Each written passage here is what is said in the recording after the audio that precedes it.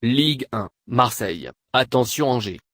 Il faut vite réagir contre Angers. Le défenseur de l'Olympique de Marseille Grégory Sertic a fixé l'objectif de son équipe pour la troisième journée de Ligue 1, dimanche, 17h00, après le match d'Europa League raté mais sauvé à Domžale, 1-1. Côté inquiétude, l'homme a fort mal défendu en Slovénie, ballotté par une équipe modeste, et a dormi en première période. En dépit de ses 2 victoires et d'une défense toujours invaincue en L1, l'Athletic Scone ne lui pardonnerait certainement pas cette indolence. Le match n'a pas été bon, a reconnu Maxime Lopé, bien discret face à Domžale. Poussifs dans le jeu, les Marseillais semblent en effet toujours chercher les bons réglages techniques.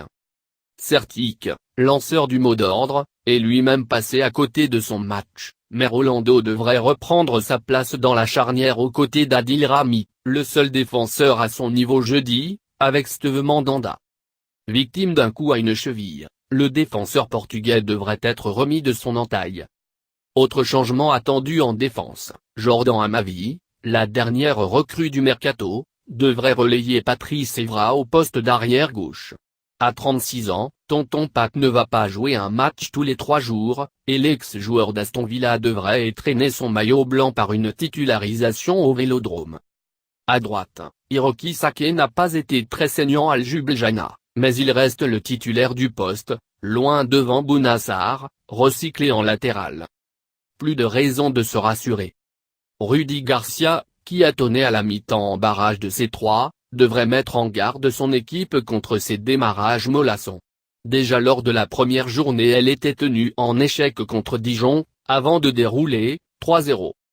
L'entraîneur doit également trouver un remplaçant à Dimitri Payet, encore trop juste pour Angers, mais Ntonji, comme Lucas Ocampo, ont montré qu'ils pouvaient bien relayer l'international, chacun dans leur style. Le Camerounais, tout en vitesse, a déjà marqué 2 fois, sur l'élan de son excellente préparation estivale, et l'Argentin, tout en puissance, a sauvé l'homme à Nantes en marquant à 3 minutes de la fin, 1-0, et ne mégote jamais sur la dépense physique. En face, Angers est privé de son capitaine et chef de défense Ismaël Traoré, touché aux ischios. Mais inutile de forcer le trait, les raisons de se rassurer restent les plus nombreuses. L'homme reste invaincu depuis le 1er mars, a réussi un démarrage parfait sur le plan comptable, 2 matchs, 2 victoires, et n'a pas encaissé le moindre but en Ligue 1. En attendant de tester Amavi, les 4 premières recrues, une par ligne, se sont toutes bien adaptées. Mandanda a retrouvé sa cage comme s'il ne l'avait jamais quittée, et Rami défend avec autorité et expérience, exactement les critères sur lesquels il a été recruté. Au milieu, Luis Gustavo est très bon en sentinelle et relance mieux que ne le faisait William Vainqueur, le précédent gardien des clés de l'entrejeu.